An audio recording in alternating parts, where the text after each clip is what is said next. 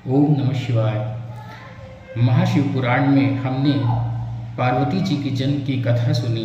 अब इस अध्याय में हम माँ पार्वती की बाल लीलाओं का चित्रण करेंगे, जिसमें महाशिव पुराण में ब्रह्मा जी नारद जी से कहते हुए वह यह बतलाते हैं कि माँ पार्वती जी के जन्म के पश्चात वह कन्या रूप में जब रुदन कर रही थी तो सैया के चारों ओर एक अलौकिक प्रकाश छा गया, जिससे वहाँ पे स्थित सभी स्त्रियां दौड़कर उनके पास आईं और माता को देखकर अत्यंत ही प्रसन्न हुईं। शुद्ध सूचक और जाकर के उन सभी स्त्रियों ने गिरिराज हिमालय को पार्वती जी की जन्म की कथा सुनाई।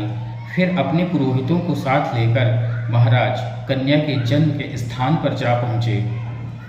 नील कमल के समान श्याम वर्ण वाली, मनोहर और नेत्रों को सुखदायक करने वाली ऐसी कन्या को मंगलाचार को देख करके राजा गिरिराज हिमालय ने बड़े बड़े उत्सव करवाए। ढोल नगाड़े बजने लगे और नृत्य और कई प्रकार के उत्सव हुए।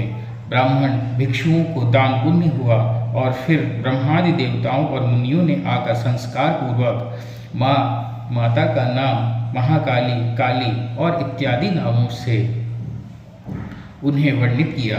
इसके पश्चात कालिका देवी बड़ी शीघ्रता से हिमांचल के ग्रह में बढ़ने लगी। चंद्रमा की भांति वह अत्यंत ही सुंदर रूप उनका था और नगर के लोग पार्वती तो कोई सुशीला तो कोई बंधु प्रिया उन्हें कहने लगे। जब उनकी माता ने तप के लिए माता को निषेध किया, तब से उनका नाम उमा पड़ गया। माँ भगवती गंगा के तट पर अपनी सखियों के साथ खेलने लगीं और फिर वह गुरु से विद्या प्राप्त करने लगीं और अल्पकाल में ही दुर्गा देवी सभी विद्याओं में पारंगत हो गईं। इससे हे मुनि, यह भगवती देवी का चरित्र मैंने तुम्हें सुनाया है। अब इसके आगे का चरित्र तुम सुनो।